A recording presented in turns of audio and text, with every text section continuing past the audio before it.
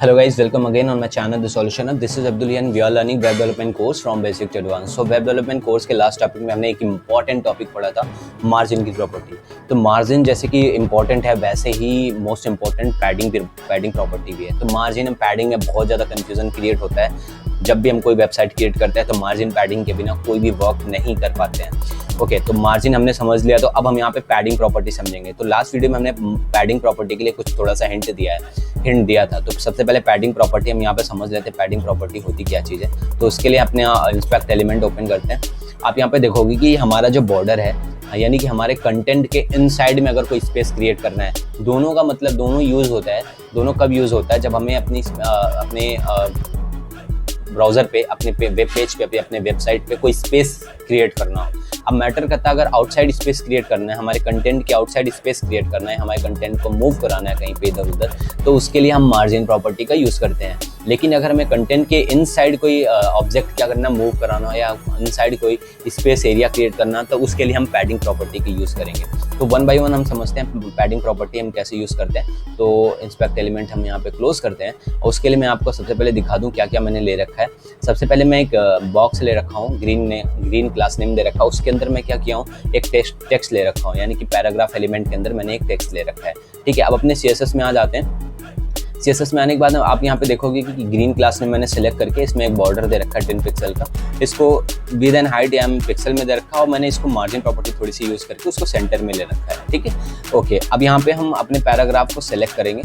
ठीक है, अपने पैराग्राफ को सिलेक्ट करेंगे और उसमें क्या करेंगे, हम पैडिंग प्रॉपर्टी यूज़ करेंगे। यानी कि हम इस बॉक्स के अंदर इस जो भी हम पैराग्राफ ले रखे हैं, ये सारे जो पैराग्राफ ले रखे हैं, इस बॉक्स के अंदर इस पैराग्राफ को इधर उधर हम मूव कराएंगे। ठीक है, तो सबसे पहले हम पैराग्राफ को सेलेक्ट करते हैं। सेलेक्ट करके यहाँ पे हम पैडिंग प्रॉपर्टी यूज़ करेंगे। ठीक है, तो पैडिंग, सबसे पहले हम पैडिंग टॉप यूज़ करेंगे। ठीक है, पैडिंग टॉप यूज़ करते हैं। टॉप से हम क्या करते हैं, 100 पिक्सल टॉप से यूज़ करते हैं। सेव करेंगे। आप देखोगे हमारा जो ये पैराग्राफ है, टॉप से क्या हुआ, 100 पिक्सल का स्पेस एरिया क्रिएट किया और ये नीचे की तरफ आ गया, बॉटम की तरफ आ गया। सेम एज इट इज जैसे कि हम मार्जिन पढ़ रहे थे, सेम एज इट इज यहाँ है। लेकिन बस फर्क इतना है कि ये इनसाइड, यानी कंटेनर के इनसाइड जो स्पेस एरिया क्रिएट करेगा। सिमिलरली अगर हम यहाँ पे पैडिंग लेफ्ट देते हैं, यहाँ पे पैडिंग लेफ्ट दे रहे हैं, यहाँ पे सेव करते हैं। सॉरी, पैडिंग लेफ्ट की वैल्यू हम यहाँ पे देते हैं 50 पिक्सल। ठीक है, सेव करते हैं। आप यहाँ पे देखोगे 50 पिक्सल का एरिया यहाँ पे क्रिएट हो गया। मैं थोड़ा सा जूम करता हूँ। ठीक है, आप यहाँ पे देखो 50 पिक्सल का एरिया यहाँ पे स्पेस क्रिएट हो गया और इस सारे टेक्स्ट को क्या किया, रिमूव टूवर्ड्स क्या कर दिया, धक्का दिया, किधर, राइट की तरफ धक्का देती है। अब यहाँ पे सिमिलरली अगर हम पैडिंग बॉटम यूज करते हैं, लाइक यहाँ पे हम 40 पिक्सल देते हैं। ठीक है, सेव करेंगे तो 40 पिक्सल का स्पेस नीचे क्रिएट होगा और ये हमारा जो टेक्स्ट होगा ऊपर की तरफ चला जाएगा। सिमिलरली अगर हम पैडिंग राइट का यूज़ करेंगे, तो सिमिलरली जैसे कि हम पैडिंग राइट का यूज़ करते हैं, यहाँ पे हम 30 पिक्सल देते हैं, यहाँ पे सेव करेंगे तो पैडिंग राइट से क्या करेगा, ये पैडिंग राइट से आप देखोगे कि 30 पिक्सल का एक स्पेस क्रिएट करेगा और ये टेक्स्ट को क्या करेगा, लेफ्ट की तरफ जो है धक्का दे देगा, यानी कि 30 पिक्सल का स्पेस क्रिएट हो रहा है। सिमिलरली ऐसे टॉप, लेफ्ट, राइट, बॉटम हम यूज़ करते हैं, लेकिन जैसे हम मार्जिन में यूज़ करते हैं तो सिमिलरली एक बार में हम यहाँ पे भी यूज़ कर सकते हैं।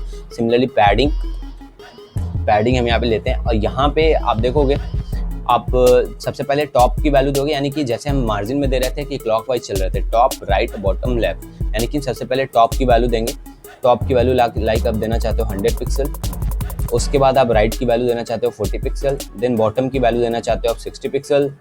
देन लेफ्ट की वैल्यू देना चाहते हो आप 20 पिक्सल। ठीक है, सेव करते हैं यहाँ पे। अब यहाँ पे मैंने सेव कर दिया। आप देखो कि 20 पिक्सल जो है लेफ्ट से एंड 100 पिक्सल जो है टॉप से, 40 पिक्सल जो है राइट से एंड 60 पिक्सल जो है बॉटम से एंड 20 पिक्सल क्या है, लेफ्ट से।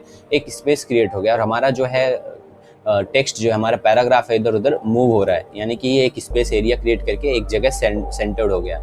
ओके, तो इस तरह से हम पैडिंग प्रॉपर्टी यूज़ करते हैं।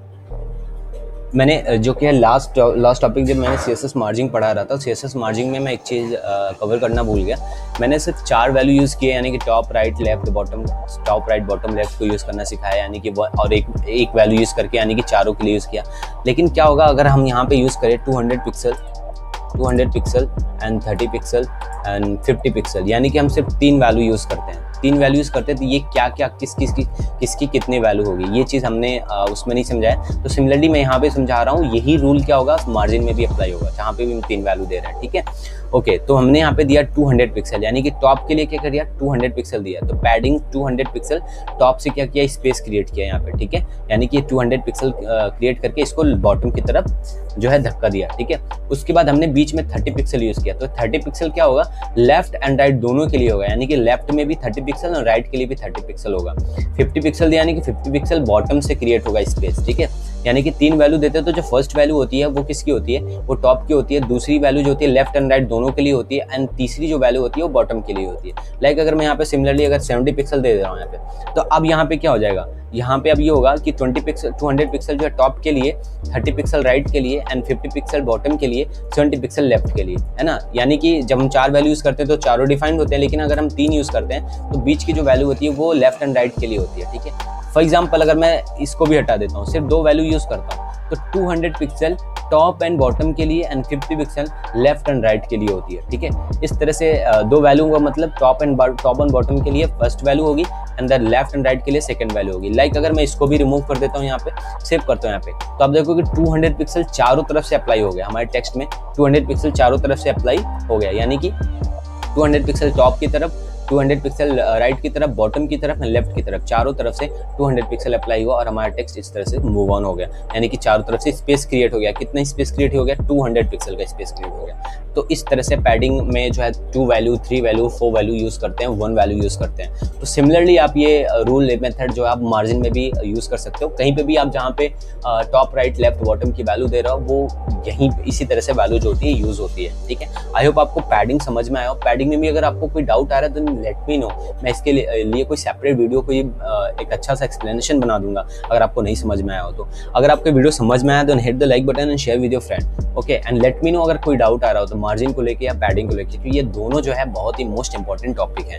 हमारे वेबसाइट डिजाइन करने के लिए, ठीक है। तो वेब डेवलपमेंट में पैडिंग एंड मार्जिन बहुत ही मेजर रोल प्ले करते हैं। तो मिलते हैं नेक्स्ट वीडियो में।